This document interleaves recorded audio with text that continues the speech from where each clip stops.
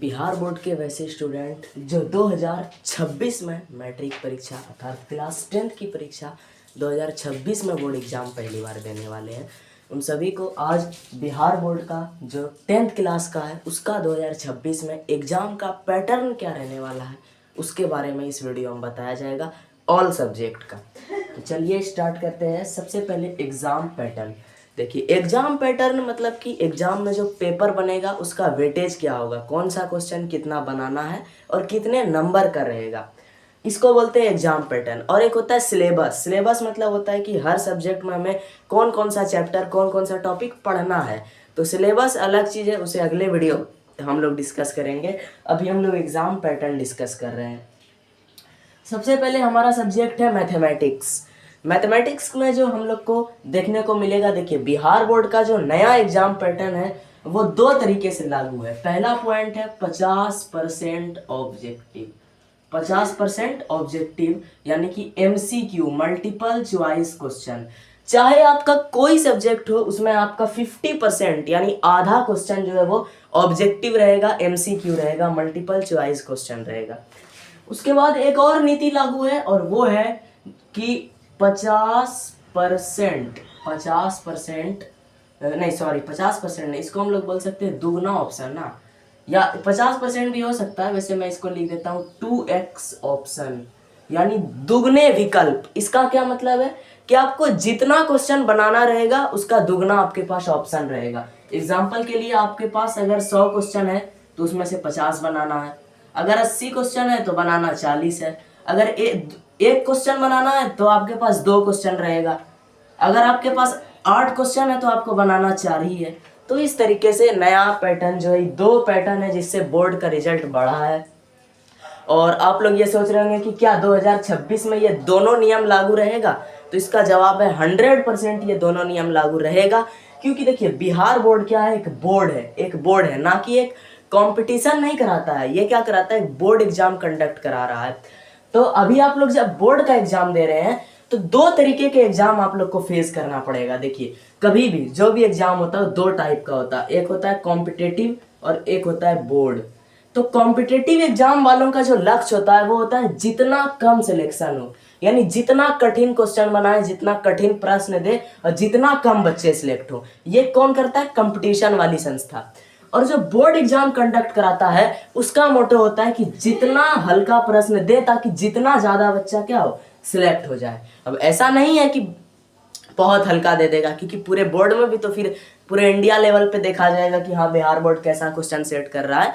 तो इसीलिए बिहार बोर्ड ये नीति लाया है दुगना ऑप्शन और 50% ऑब्जेक्टिव का, ताकि प्रश्न अगर कठिन भी रहे तो यहाँ पे बच्चे का क्या हो, सिलेक्शन ज्यादा हो। क्यों? क्योंकि बिहार बोर्ड को जो पासिंग है ना, पासिंग परसेंटेज बढ़ाना है।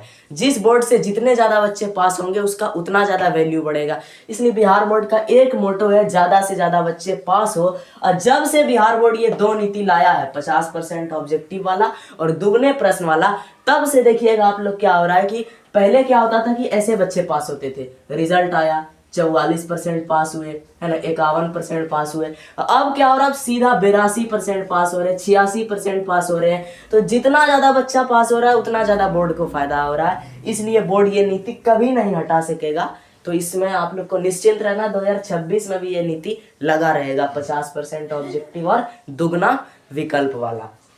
तो ये एकदम क्लियर हो गया। अब जल्दी से हम लोग क्या करते हैं, सिलेबस पर डिस्कस करते हैं, सॉरी एग्जाम पैटर्न पे। तो आप लोग को टोटल 10th क्लास में सबसे पहले हम लोग बात करें सब्जेक्ट की, 10th क्लास के सब्जेक्ट की। तो कौन कौन से टाइप का सब्जेक्ट होता है, तो मैं एक बार आपको टाइप बता देता हूँ।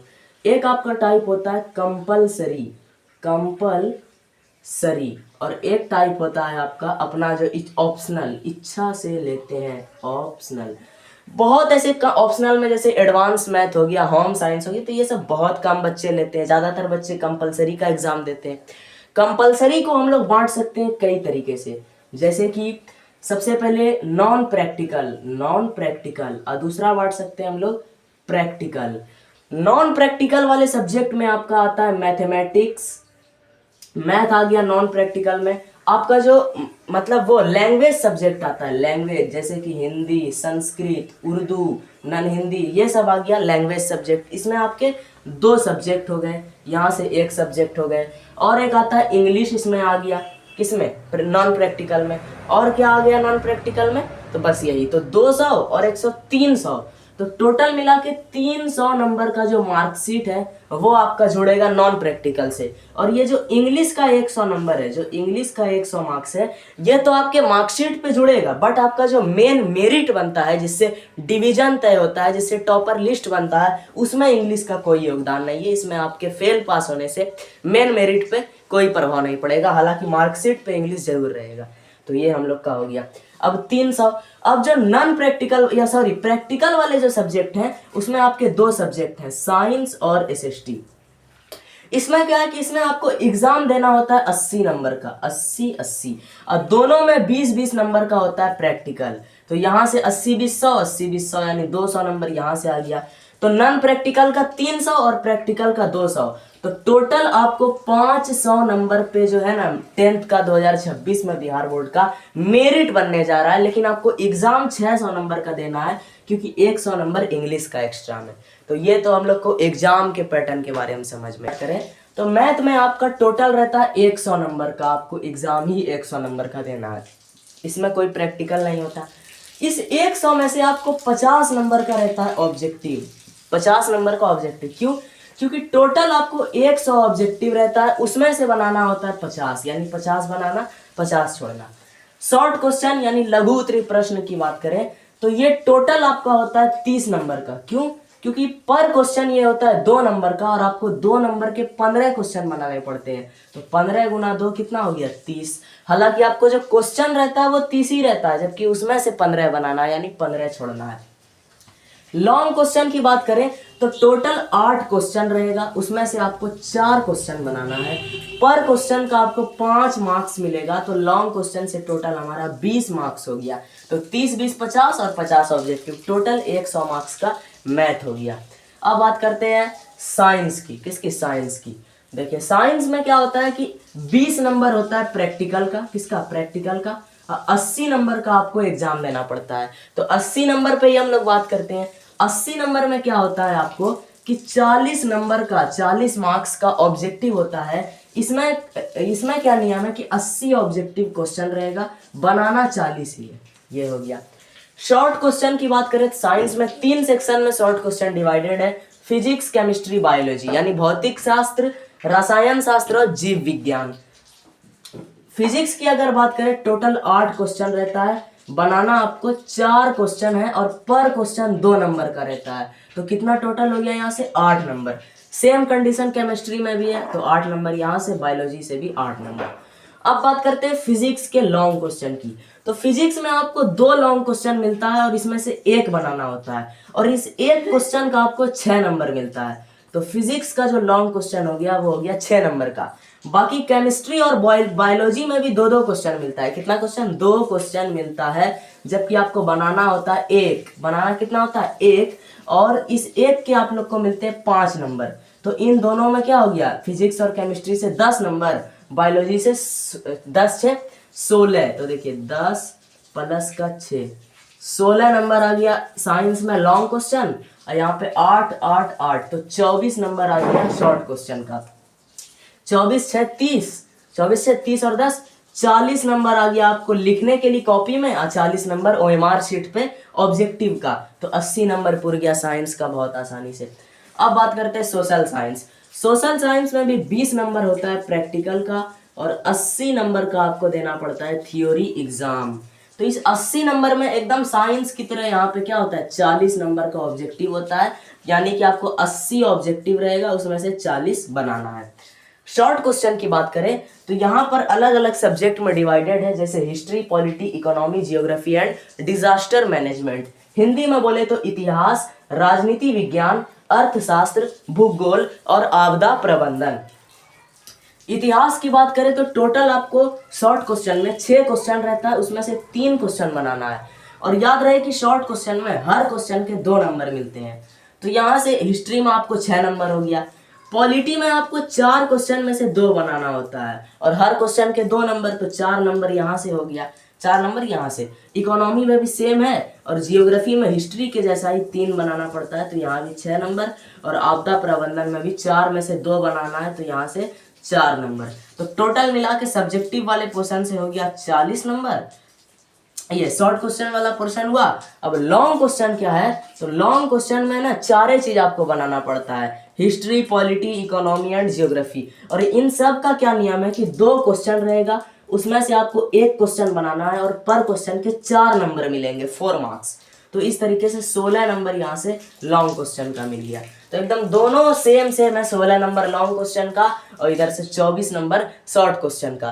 तो एकदम आराम से आप लोग का 40 नंबर पूरा। अब बाकी इधर जो सोशल साइंस का 40 ऑब्जेक्टिव है, तो 80 नंबर पूर गया सोशल साइंस के एग्जाम पैटर्न में। अब बात करते हैं हम लोग आपका लैंग्वेज सब्जेक्ट। सबसे पहले लैंग्वेज सब्जेक्ट को बहुत अच्छे से समझना है, क्योंकि इसका ये बहुत हल्का है लेकिन वेटेज इसका बहुत हाई होता है। 2 टाइप का होता है जो कि हम लोग यहाँ पर डिस्क्राइब कर रहे हैं। एक होता है MIL और एक होता है SIL। MIL का मतलब होता है मदर इंडियन लैंग्वेज, यानी कि आपकी मातृभाषा। और ये सिल मतलब होता है सेकेंडरी इंडियन लैंग्वेज, यानी द्वितीय, क्या बोल सकते हैं हम लोग इसको, आपकी द्वितीय भारतीय भाषा। तो द्वितीय भाषा ये हो गया आपका लैंग्वेज सब्जेक्ट। और बोर्ड एग्जाम मैट्रिक के 2026 में, चाहे आप किसी भी टाइप के किसी भी रिलीजियन के स्टूडेंट हैं, आपको ये दोनों एग्जाम देना पड़ेगा, मिल और सिल दोनों। अब इसमें क्या है आपके पास, मिल में ऑप्शन की बात करें तो बहुत ज़्यादा, चूंकि बिहार में अगर आप, बहुत लोग क्या लेते हैं हिंदी, क्या रहता है हिंदी, और जो मुस्लिम है हम लोग का रहता है उर्दू। तो 2 फेमस यहाँ पर मिल वाला सब्जेक्ट है, उर्दू और हिंदी। एक बार मैं इसका कोड बता देता हूँ। MT यानी मिल वाले हिंदी का कोड होता है 101 और उर्दू का कोड होता है 103। ये हो गया। अब बात करते हैं द्वितीय भाषा, यानी कोई लोग क्या करता है कि इसमें यहाँ पे है ना मैथिली वगैरह भी रहता है, मैथिली हो गया, बांग्ला हो गया, तो इन सब का ही कोड अलग अलग होगा। अब द्वितीय भाषा की बात करें अगर सेकंड लैंग्वेज की, तो जो लोग हिंदी लिए हैं उनका यहाँ पर मूल रूप से होता है संस्कृत। क्या होता है, संस्कृत, जिसका कोड है 105। क्या 105। और जो लोग उर्दू लेते हैं या मैथिली लेते हैं या मतलब उन लोग का जो लोग उर्दू वगैरह लेते हैं उन लोग का यहाँ पे हिंदी हो जाता है, एक और हिंदी हो जाता है जिसको नन हिंदी बोलते हैं, और इसका कोड होता है 106। तो 105 और 106 यहाँ पे देना पड़ता है, 101 103। तो जो लोग भी हिंदी सिलेक्ट करें उनको देखिए क्या देना पड़ेगा, हिंदी 101 वाला और संस्कृत 105। और जो लोग उर्दू सिलेक्ट करता है तो उसको उर्दू 103 और हिंदी 106 देना पड़ेगा। ये कोड है सब्जेक्ट का, जिस हिसाब से आपका सिलेक्शन होगा। तो जो लोग भी उर्दू सिलेक्ट कर रहे हैं उनका जो हिंदी होता है ना, उनका हिंदी होता है क्लास 8 का, जिसको हम लोग किसलय बोलते हैं, किसलय हिंदी, ये वाला चलता है। और जो लोग उर्दू सिलेक्ट करें उनका उर्दू चलता है क्लास 10 का, और 2 उर्दू चलता है। कितना बुक चलता है, 2 बुक। यानी कि आपको ये चीज़ ध्यान देना कि MIL वाला जो लैंग्वेज है उसमें 2 बुक चलेगा। जो लोग हिंदी भी सिलेक्ट करें ना उनका भी 10 क्लास का 2 हिंदी चलता है, पता होगा आप लोग को, गोधुली और वर्णिका, और यहाँ दरक्षा और रोशनी। तो 2 बुक चलता है मिल वाले में, जबकि सिल वाले में सबका 1 बुक चलता है। चाहे संस्कृत है तो पीयूषा में 1 बुक चलेगा, है ना, हिंदी है तो किसलय 1 बुक चलेगा। तो सिल में आपको पढ़ना पड़ेगा 1 बुक, और मिल में पढ़ना पड़ेगा 2 बुक, जबकि एग्जाम एक ही पेपर पे होगा, पेपर एक ही होगा, किताब 2 पढ़ना पड़ेगा। तो दोनों में प्रैक्टिकल नहीं होता, इसलिए दोनों में आपको 100 नंबर का पेपर में एग्जाम देना पड़ेगा, 100 नंबर का एग्जाम पेपर में देना पड़ेगा। और जितने भी पेपर आपके 100 नंबर के बन रहे हैं, 100 मार्क्स वाले, उन सब की अगर हम लोग बात करें टाइमिंग की, तो बोर्ड की तरफ से 3 घंटा 15 मिनट आपको एग्जाम देने का टाइम मिला है। और जो भी प्रैक्टिकल वाले सब्जेक्ट है, यानी कि जिसमें आपको 80 नंबर का एग्जाम देना पड़ता है, उसमें जो टाइमिंग है वो है 2 घंटा 45 मिनट, 2 घंटा 45 मिनट। पूरा पॉइंट ऑफ व्यू हम लोग डिस्कस कर लिए सारे सब्जेक्ट पे। 2 2 4 1 5, तो यहाँ से आपका 500 नंबर क्लियर हो गया होगा। हाँ, ये चीज ध्यान रखना है कि सब में 50% ऑब्जेक्टिव रहेगा, हिंदी या उर्दू, यानी कि मिल वाला कोई भी सब्जेक्ट है तो इसमें निबंध ऐसे लिखने के लिए जरूर आएगा। पत्र लेखन या आवेदन पत्र जरूर आएगा। गद्यांश, गद्यांश जो है ना उर्दू में नहीं आता है, लेकिन संभवतः हिंदी में जो गद्यांश आता है, हिंदी में गद्यांश आता है, और इधर हिंदी में गद्यांश आएगा, पत्र आएगा, आवेदन आएगा, निबंध लेखन आएगा। संस्कृत में गद्यांश नहीं आता, शायद से अनुवाद वगैरह आता। तो ये सब तो अपना सिंपल है, दोनों तरफ से जो है ना नॉर्मलाइजेशन का प्रक्रिया लागू किया जाता है। एक बात ध्यान रखें, जो बोर्ड ऑफिस है इसमें चाहे आपका एग्जाम फर्स्ट सिटिंग में है, चाहे आपका एग्जाम सेकंड सिटिंग में है, चाहे आपका मिल कुछ और है, चाहे आपका सिल कुछ और है ना, चाहे आपका मतलब कोई और सब्जेक्ट सिलेक्ट करें, कोई और सब्जेक्ट सिलेक्ट करें, कोई यूनिट अलग है, तो दोनों में नॉर्मलाइजेशन लागू किया जाता है। ये नॉर्मलाइजेशन कैसे लागू किया जाता है, देखिए कोई कॉम्पिटेटिव एग्जाम के जैसा नहीं कि नंबर इधर कम है ज़्यादा कर देगा, नहीं, क्वेश्चन में नॉर्मलाइज किया जाता है कि मान लिए फर्स्ट सिटिंग वालों का साइंस हो रहा है, सेकंड सिटिंग वालों का भी साइंस हो रहा है। अगर फर्स्ट सिटिंग वाले के साइंस में जो फिजिक्स है ना बहुत आसान आ गया, और सेकंड सिटिंग वाले में फिजिक्स बहुत हार्ड आ गया, तो अब क्या करेगा, केमिस्ट्री जो है फर्स्ट सिटिंग में आसान कर देगा, और केमिस्ट्री सेकंड सिटिंग में, सॉरी केमिस्ट्री फर्स्ट सिटिंग में हार्ड कर देगा, सेकंड में आसान कर देगा। या नहीं तो पूरा साइंस है फर्स्ट सिटिंग में आसान आ गया और सेकंड में हार्ड आ गया, तो अगले दिन अगर सोशल साइंस है तो सोशल साइंस फर्स्ट सिटिंग में हार्ड हो जाएगा, सेकंड में आसान हो जाएगा। नहीं, हर हाल में बात बराबर है, उस लोग नंबर देखता है ना कि पेपर देखता है, नंबर के हिसाब से नॉर्मलाइज कर देता है क्वेश्चन को। तो ये हो चुका है हम लोग का पूरा एग्जाम पैटर्न। इस वीडियो से बहुत कुछ क्लियर हुआ होगा। नेक्स्ट वीडियो अगर आप लोग चाहते हैं सिलेबस पे आए कि हम लोग पर सब्जेक्ट का डिटेल सिलेबस बताएं, तो सब्सक्राइब कर लीजिएगा और नोटिफिकेशन ऑन कर लीजिए, जब भी आएगा।